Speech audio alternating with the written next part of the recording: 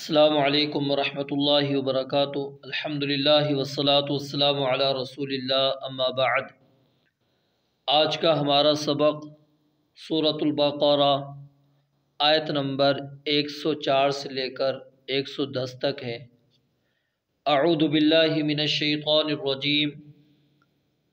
یا ایہا الذین آمنوا، یا ایہا اے الذین لوگو جو آمنو ایمان لائے ہو۔ اب مکمل کا دیکھیں، یا ایہا الذین آمنو اے لوگو جو ایمان لائے ہو۔ لا تقولو مت کہو، لا معنی نہیں، تقولو معنی کہنا، لا تقولو مت کہو، کیا مت کہو؟ راعنا، یہ لفظ نہ کہو۔ راعنا یہ باب مفاعلہ سے فعل امر ہے، جس کا معنی کیا ہوتا ہے کہ ہماری رعایت کیجیے۔ تو مسلمان رسول مکرم صلی اللہ علیہ وآلہ وسلم کو متوجہ کرنے کے لیے یہ لفظ استعمال کرتے تھے، راعنا۔ یہودی بھی اس لفظ کو استعمال کرتے تھے، لیکن وہ اپنی زبان کو تھوڑا سا پیچ دیتے تھے کہ جس کی وجہ سے وہ لفظ تبدیل ہو جاتا تھا، اور اس کا تذکرہ اللہ تعالیٰ نے سورہ نساء آیت نمبر 46 کے اندر ذکر کیا ہے کہ لیم بِأَلْسِنَتِهِمْ وَطَعْنًا فِي الدِّينِ، کہ اپنی زبان کو موڑتے ہوئے، پیچ دیتے ہوئے اور دین کے اندر طعن کرتے ہوئے۔ تو جو لفظ وہ یہودی استعمال کرتے تھے وہ لفظ گالی بن جایا کرتا تھا، اور مفسرین نے اس لفظ کی دو صورتیں بیان کی ہیں۔ ایک یہ کہ وہ راعنا، اس کے بجائے وہ کیا کہتے تھے؟ راعینا، عین کے بعد یعنی یا، راعینا، عین کے بعد کیا ہو جائے گی؟ یا۔ اس کا ترجمہ کیا بنے گا؟ ہمارا چرواہا، ہمارا چرواہا۔ اور دوسری اس کی صورت مفسرین نے یہ بیان کی ہے کہ یہ راعنن، رعونت سے ہے۔ راعنن کیا ہے؟ رعونت سے ہے، جس کا معنی کیا ہوتا ہے؟ احمق، نعوذ باللہ۔ کہ نبی علیہ السلام کی وہ کیا کرتے تھے؟ توہین کیا کرتے تھے، آپ علیہ السلام کی گستاخی کیا کرتے تھے، آپ کی بے ادبی کیا کرتے تھے۔ اور یہاں سے یہودیوں کی دشمنی اور ان کی طبیعت کے اندر جو خست اور شرارت موجود تھی صاف واضح ہو گئی، اور مسلمانوں کو اسی وجہ سے اللہ رب العالمین نے ان کے الفاظ ہوں، ان کے اقوال ہوں یا ان کے اعمال ہوں، ان میں کسی قسم کی مشابہت اختیار نہیں کرنی۔ من تشبہ بقوم فہو منہم، رسول مکرم صلی اللہ علیہ وآلہ وسلم نے فرمایا کہ جو شخص ان سے مشابہت کرے گا وہ انہی میں سے ہو جائے گا۔ اور اسی وجہ سے ایسے الفاظ نہیں استعمال کرنے ہم نے جن کے اندر بے ادبی ہو، گستاخی کا شبہ بھی پایا جاتا ہو، وہ استعمال کرنا درست نہیں ہے۔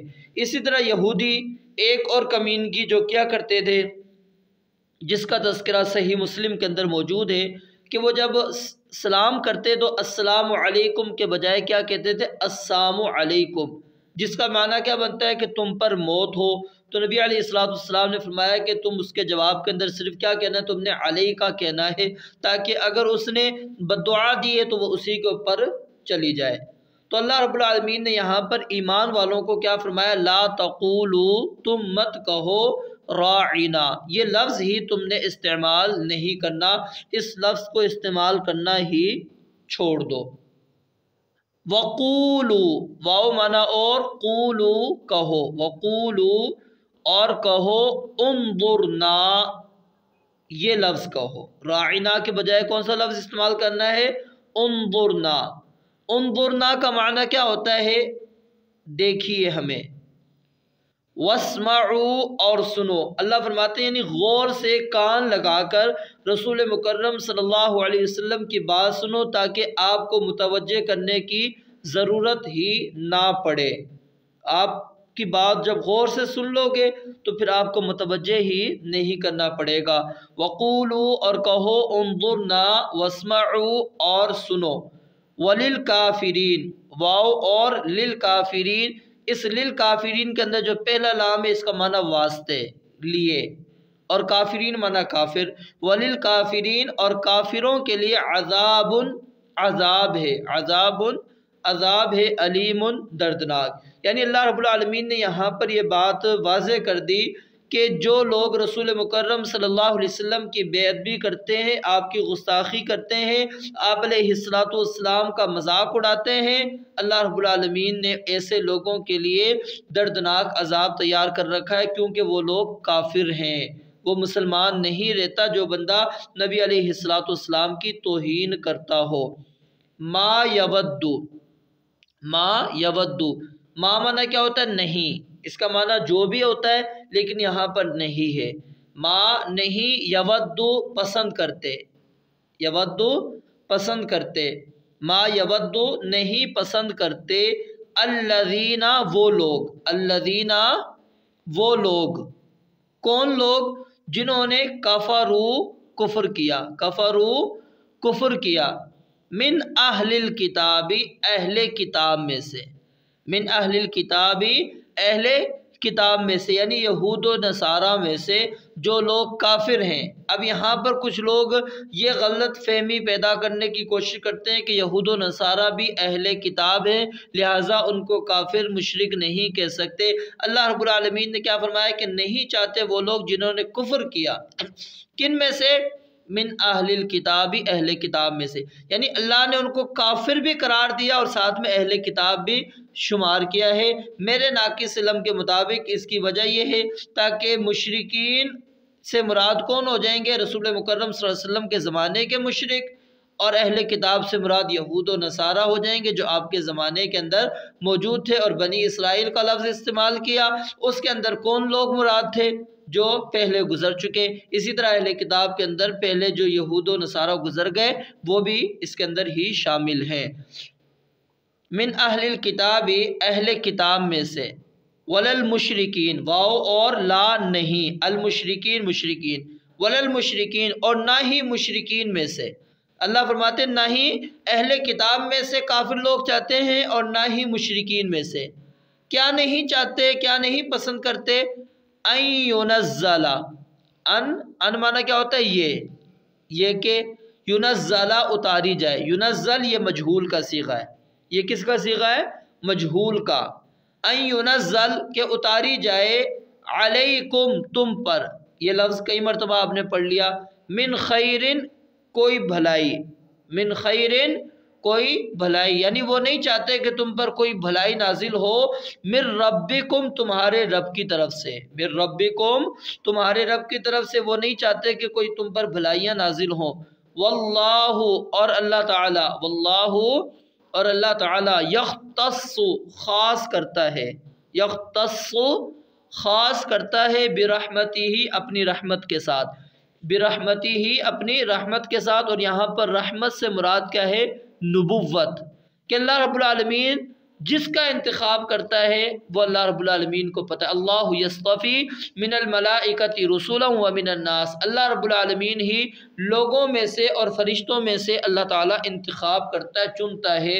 تو واللہ اللہ تعالیٰ یختص خاص کرتا ہے، برحمتہ اپنی رحمت کے ساتھ، یعنی نبوت کے ساتھ، من یشاء، من مانا جسے، یشاء چاہتا ہے، من یشاء جسے وہ چاہتا ہے، واللہ اور اللہ تعالیٰ ذو الفضل العظیم ایسے فضل والا ہے، العظیم جو بہت بڑا ہے، واللہ اور اللہ تعالیٰ ذو الفضل العظیم بہت بڑے فضل والا ہے۔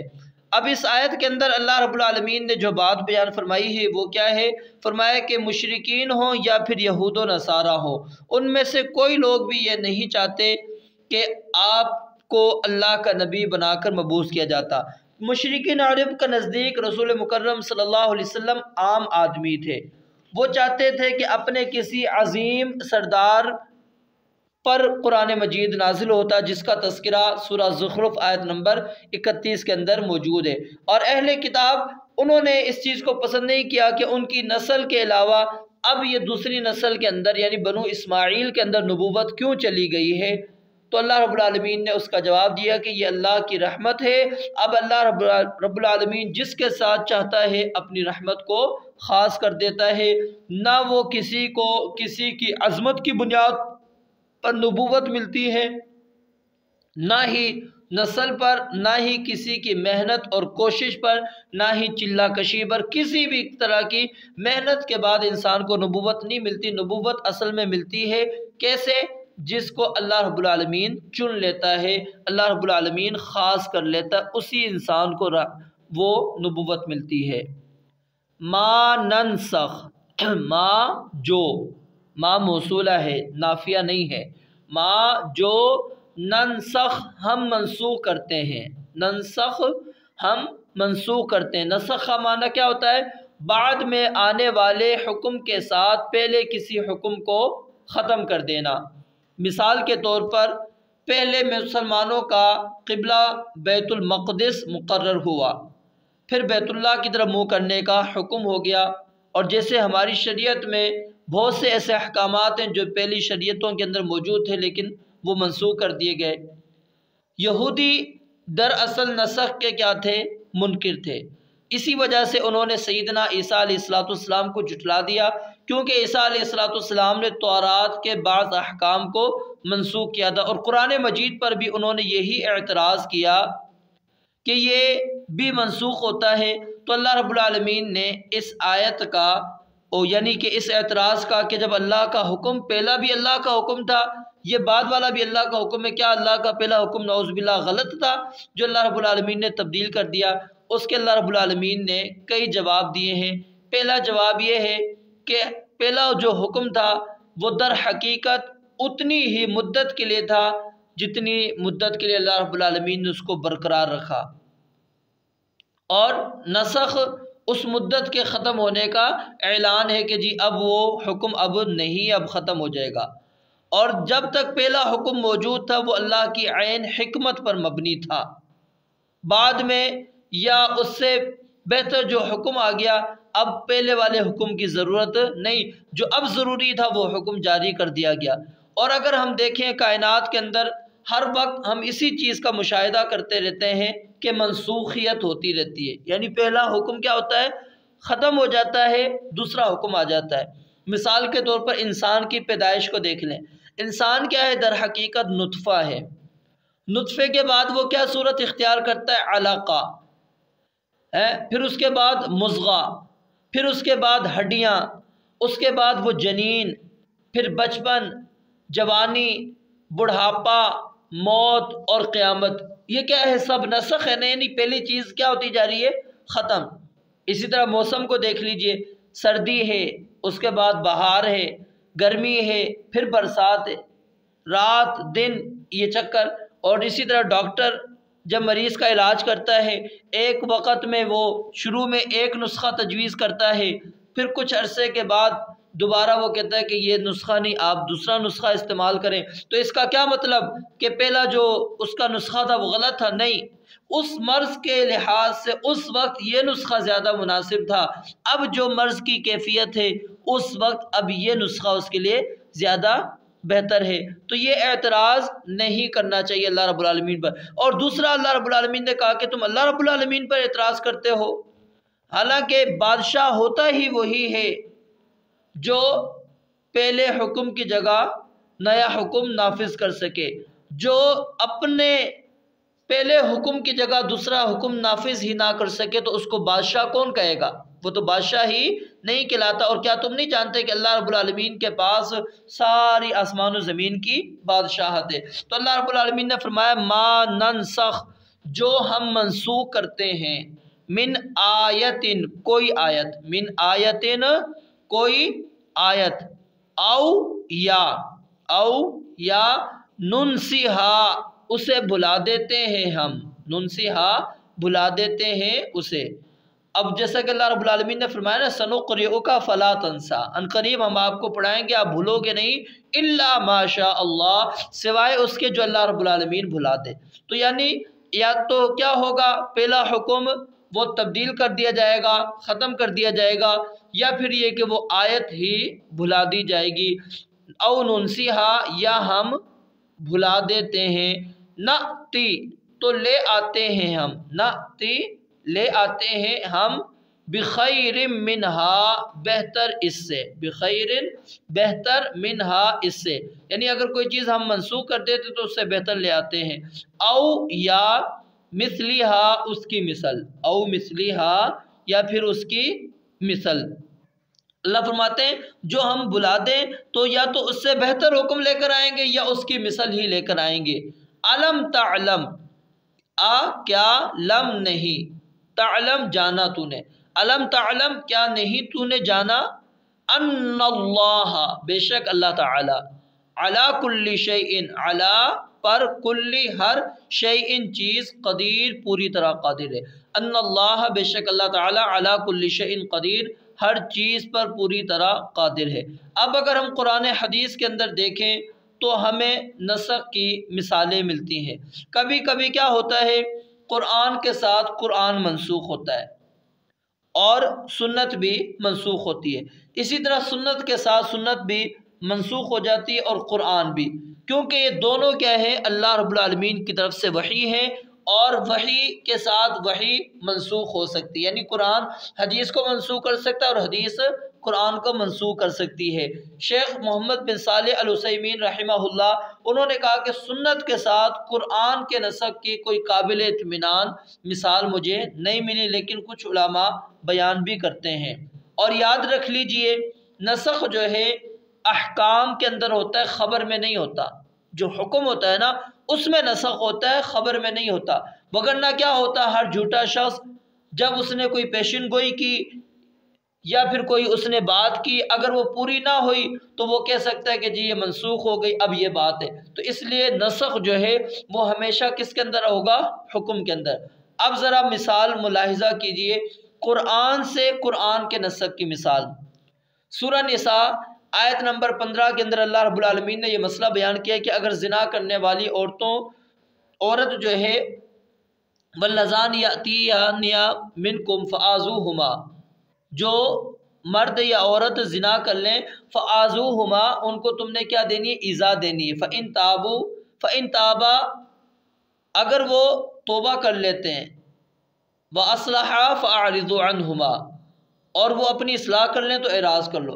اب اس کے اندر ایک حکم کیا ہے کہ انہیں گھروں کے اندر تم نے قید رکھنا ہے، کب تک، حتی یتوفاہن الموت او یجعل اللہ لہن سبیلا، یہاں تک کہ موت انہیں اٹھا لے یا اللہ رب العالمین کوئی اور راستہ لے کر آئے، اور وہ راستہ اللہ تعالیٰ نے سورہ نور کے شروع کے اندر بیان کر دیا، الزانیۃ والزانی فجلدوا کل واحد منہما 100 جلدۃ، کہ ان کو 100 کوڑے آپ نے لگانے ہیں۔ اب یہ قرآن کی آیت ہے، سورہ نساء آیت نمبر 15، اس کے اندر حکم کیا ہے، گھر میں قید کرنا ہے، یا تو مر جائیں یا پھر کوئی اور حکم آ جائے، اور سورہ نور کے شروع کے اندر اللہ رب العالمین نے وہ چیز بیان کر دی، تو گویا کہ اس آیت کے حکم کو اس آیت کے حکم نے کیا کر دیا، منسوخ کر دیا۔ اسی طرح سورہ انفال کی آیت نمبر 65 اور 66 کے اندر آپ پڑھ لیجئے، وہاں پر بھی مسئلہ آپ کو سمجھ میں آ جائے گا۔ اسی طرح سورہ المجادلہ کے اندر آیت نمبر 12 اور 13 کے اندر بھی قرآن سے قرآن کے نسخ کی مثال موجود ہے۔ قرآن کے ساتھ سنت کے نسخ کی مثال، جیسا کہ شروع کے اندر کیا تھا کہ روزے کی حالت میں مغرب کے بعد اگر کوئی شخص سو جانے کے بعد کھانا پینا اور بیوی کے پاس جانا اس کے لیے کیا تھا، منع تھا۔ اللہ رب العالمین نے پھر کیا کہا، فالآن باشروہن وابتغوا ما کتب اللہ لکم وکلوا واشربوا، اب مباشرت کی بھی اجازت مل گئی اور کھانے پینے کی بھی اجازت مل گئی۔ اسی طرح قبلے کی جو تبدیلی ہے وہ قرآن کے ساتھ سنت کے نسخ کی مثال ہے۔ اسی طرح سنت کے ساتھ سنت منسوخ ہونے کی مثال، رسول مکرم صلی اللہ علیہ وآلہ وسلم کی صحیح مسلم کے اندر حدیث موجود ہے کہ نہیتکم عن زیارت القبور، میں نے تمہیں قبروں کی زیارت کرنے سے منع کیا تھا، فزوروہا اب کیا ہے تم اس کی زیارت کرو، یعنی پہلے منع کیا اور ابھی کیا ہے اجازت دے دی کہ تم زیارت کرو۔ اور اسی طرح نبی علیہ الصلوۃ والسلام نے فرمایا وَنَهَيْتُكُمْ عَنْ لُحُومِ الْأَضَاحِي، میں نے تمہیں قربانی کے گوشت کو جمع کرنے سے منع کر دیا تھا فوق ثلاث، 3 دن سے اوپر۔ فَأَمْسِكُوا مَا بَدَا لَكُمْ، اب کیا ہے تم ذخیرہ کر لو جب تک تمہاری مرضی ہے، یعنی سنت نے سنت کو منسوخ کر دیا۔ پہلے قبر کی زیارت سے منع کیا، اجازت دے دی، قربانی کا گوشت 3 دن سے زیادہ نہیں رکھنا، بعد میں کیا ہے اجازت دے دی۔ تو یہ مثالیں موجود ہیں، اور اللہ رب العالمین نے یہ جو چیز کی ہے نسخ والا معاملہ رکھا ہے، یہ اللہ رب العالمین کی عین حکمت پر ہے کہ کون سا حکم کب تک رکھنا ہے اور کب اس حکم کو ختم کر دینا ہے۔ تو یہ اعتراض کرنا درست نہیں ہے۔ علم تعلم، کیا نہیں تو نے جانا، پیچھے بھی آپ نے پڑھ لیا، دوبارہ آ گیا علم تعلم، کیا نہیں جانا تو نے، ان اللہ، کہ بے شک اللہ تعالی، لہو، اسی کے لیے، ملک بادشاہی ہے، ملک بادشاہی ہے، کس کی، السماواتی، آسمانوں کی جمع ہے، والارض، اور زمین کی، وما، اور نہیں ہے، وما، اور نہیں ہے، لکم، تمہارے لیے، لکم، تمہارے لیے، من دون اللہ، اللہ تعالیٰ کے سوا، من دون اللہ، اللہ تعالیٰ کے سوا، کون نہیں ہے اللہ تعالیٰ کے سوا، من ولی، کوئی دوست، من ولی، کوئی دوست، ولا نصیر، اور نہ ہی کوئی مددگار۔ یہاں پر اللہ رب العالمین نے یعنی یہ چیز بالکل واضح کر دی کہ اللہ رب العالمین ہی کی بادشاہت ہے، آسمانوں میں بھی اور زمین میں بھی۔ جب بادشاہت اس کی ہے تو حکم بھی پھر اسی کا چلے گا، اور تمہارے لیے اللہ کے سوا نہ کوئی دوست ہے نہ کوئی مددگار ہے۔ یہ دنیاوی دھوکوں کے اندر نہ پڑے رہو کہ ہماری فلاں مدد کر دے گا، فلاں مدد کر دے گا، نہیں، کوئی تمہاری دوست نہیں، کوئی تمہارا ولی نہیں، کوئی تمہارا مددگار نہیں ہے۔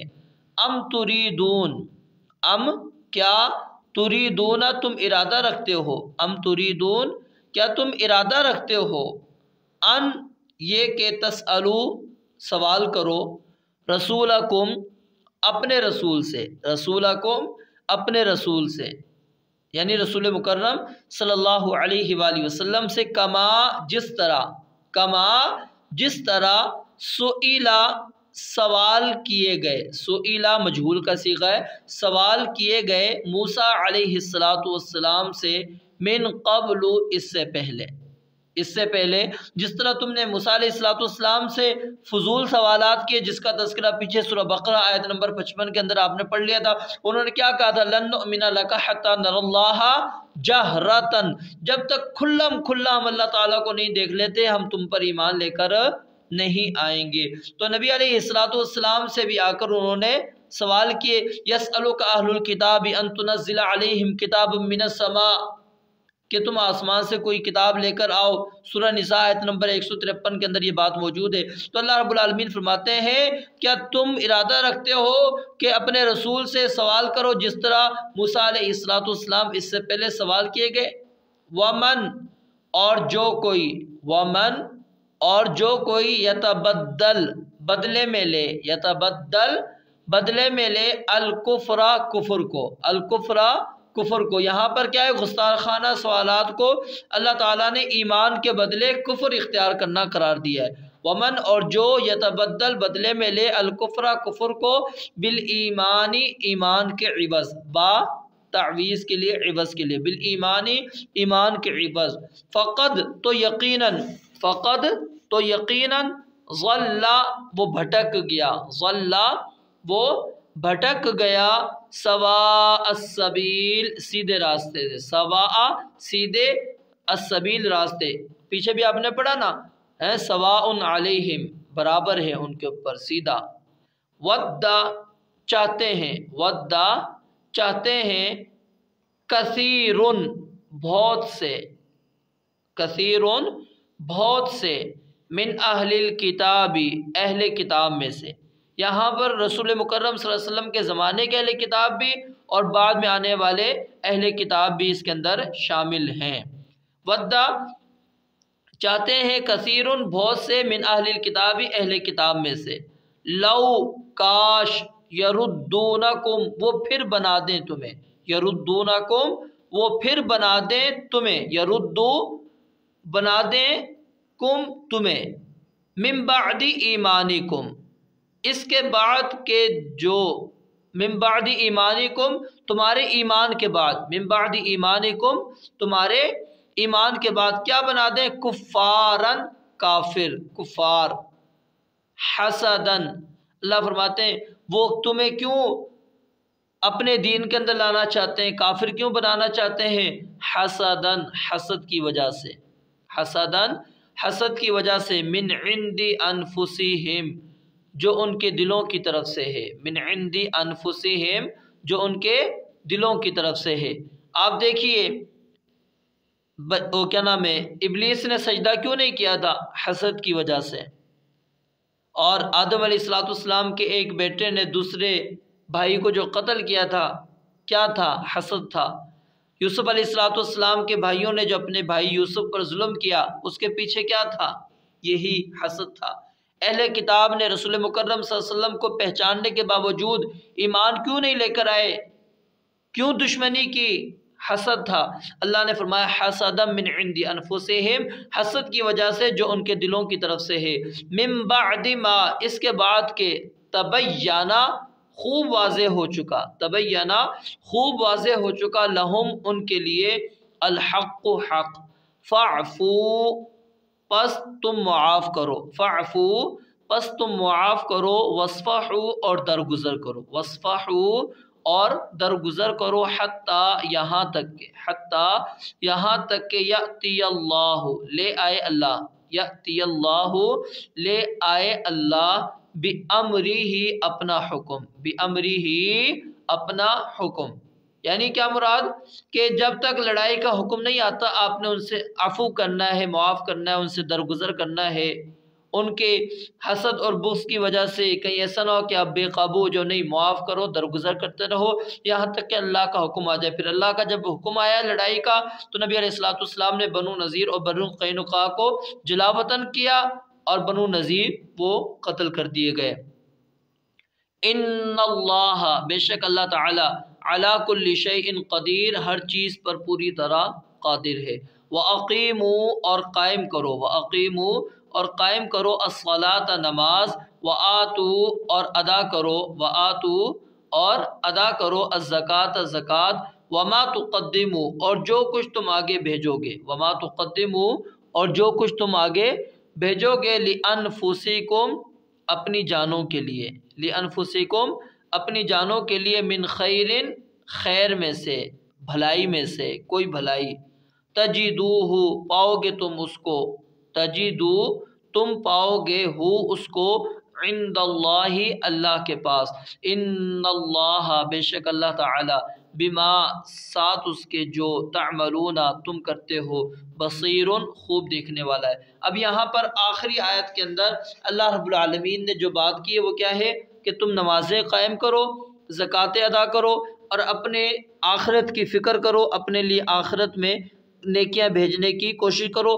جو بھی تم آگے بھیجو گے تجدوہ عند اللہ وہ اللہ کے نزدیک تم پاؤ گے، اللہ کے نزدیک تمہیں وہ مل جائے گا۔ اور پھر ان اللہ بما تعملون بصیر جو تم عمل کر رہے ہو اللہ تعالیٰ اس کو خوب دیکھنے والا ہے۔ رب العالمین سے دعا ہے اللہ تعالیٰ سمجھنے اور عمل کرنے کی توفیق عطا فرمائے۔ وآخر دعوانا الحمدللہ رب العالمین۔